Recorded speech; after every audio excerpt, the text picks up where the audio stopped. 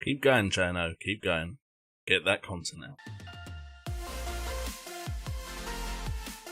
What's up, guys? Hope you're having a great Wednesday and welcome to the weekly wildcard project for Game Week 8. In this series, we go over the wildcard team that I would select if I was to play my wildcard this game week in an effort to help you guys that are using your wildcard this week. So hopefully we can help you out here on the channel that is for us FPL managers that think way too much about the game but hope to have some fun with it.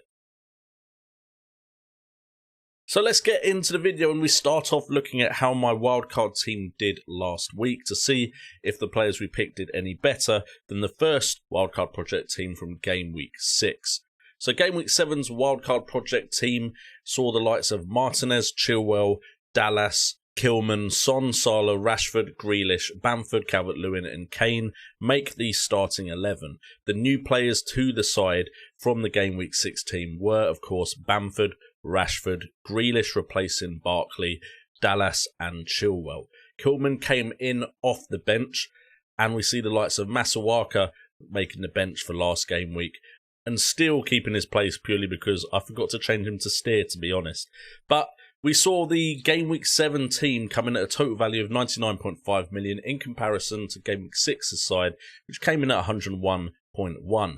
And Game Week 7 side got 61 points in Game Week 7. That is without a captain, so not too bad at all. If we'd got the captaincy call right, potentially on the likes of Salah, Calvert-Lewin, Kane, or especially Grealish, not that you're likely to captain Grealish, but if any of those had been captain, then we'd have been looking at a very good game week, similar to the one I had with my actual side. Game Week 6 side actually didn't perform that well, only getting 44 points, which is added to the 46 that it got in Game Week 6, getting a total of now 90 points. So its average is actually 45 compared to Game Week 7's team having 61. So this side definitely fared a lot better than the Game Week 6 side did.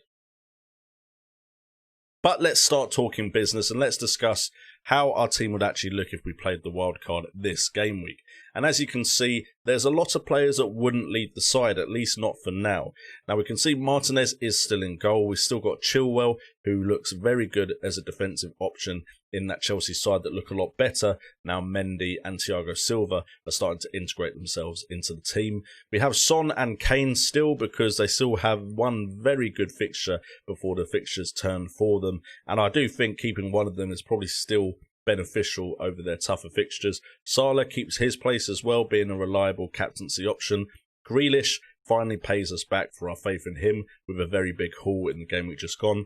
Bamford didn't really do that well, but we still think Leeds is a team that can score goals against anyone, and Bamford is the man leading the line there. And Calvert-Lewin and Kane did enough in Game Week 7 to keep their spots. So we look at who we're adding to the defence, and as we can see, the defence looks a lot stronger than it has done previously, with the likes of Trent not being there and us spending a little more of our budget in the back line. We now have Cancelo, who, yes, you may think is being brought in a slightly bit too early with the likes of Liverpool coming up next. But I think Cancelo right now looks like a great option, and potentially I'm just bringing him in before the price rises start to happen if he does nail down that left back slot. Now with Champions League in play, there's the possibility of rotation here, but hopefully Man City qualify for the Champions League early and then they can focus on the Premier League matches. I really like the look of Cancelo because over the last 6 game weeks, we're looking at a player that's had 9 key passes, 1 big chance created, expected assists at 0.73, bagging himself 1 assist. Also with 2 shots on goal, looking very attacking indeed. And personally, I think when the fixtures get easier, he could be a great option for our back lines. Joining him is Aaron Cresswell, who is part of a West Ham team that have looked a lot better defensively, despite the fact that they've had some very tough fixtures. And he comes with a set-piece threat that I think makes him very valuable at 5.1 million. And this is probably one of the first times I've ever considered 3 defenders 5 million or more in the back line, but without spending the 7 million or plus on the likes of Robertson and Trent Alexander-Arnold. This is something that is easily achievable with most people's team value.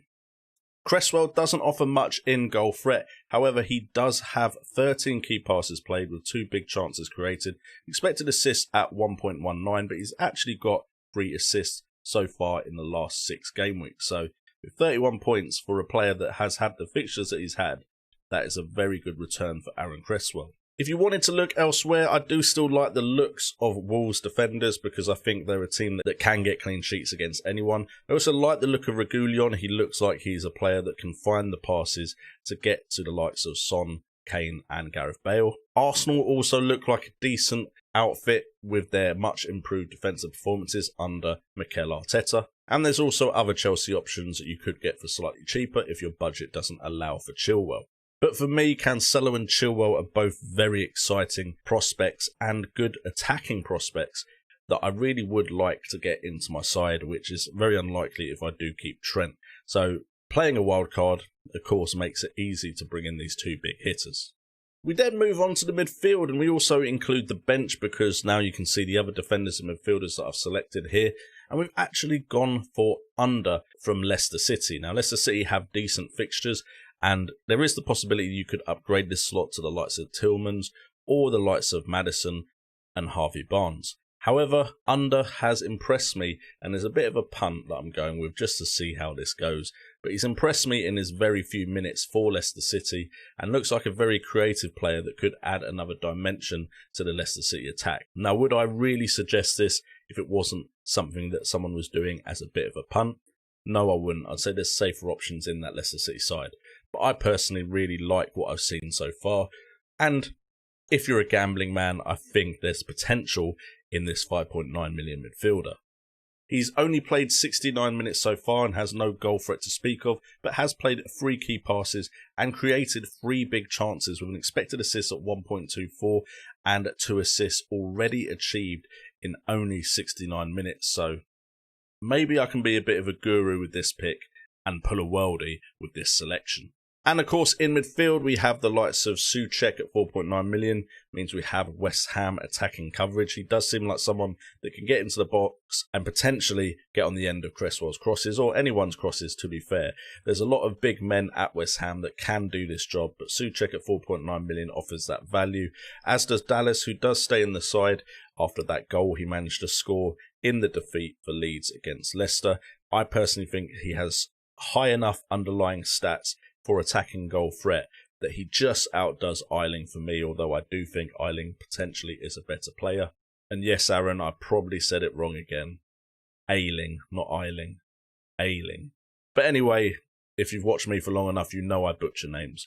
And then Kilman, of course, at 4.3 million comes in for that Wolves defensive coverage, and you can potentially play him in fixtures where you don't particularly fancy the likes of Cancelo, Cresswell or Chilwell in defence. So this team comes in at a total of 98.7 million. And the main reason for it being so low is I want the flexibility of going for a Man City option after their next 2 fixtures. Because the fixtures do definitely turn, and I do think Man City are still a good attacking side.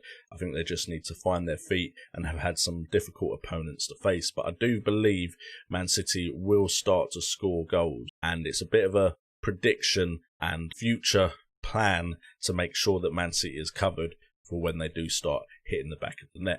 With 24.6 million up front, 40.1 million in midfield and 34 million in defence. This side is also very flexible. I'd say the one position that would be very difficult to cover, or instead of position, say players, would be Robertson and Trent. Getting them in could be difficult. We do have money in the bank which could be used for that right now, but that is kind of in reserve for the Man City players for this side.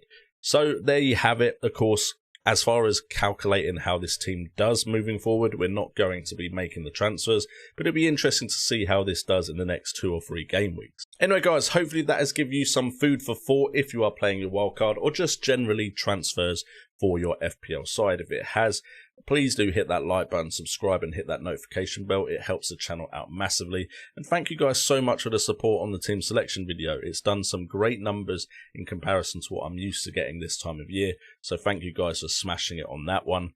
I've been JNO, this has been FPL Today, and remember, it's all about the game.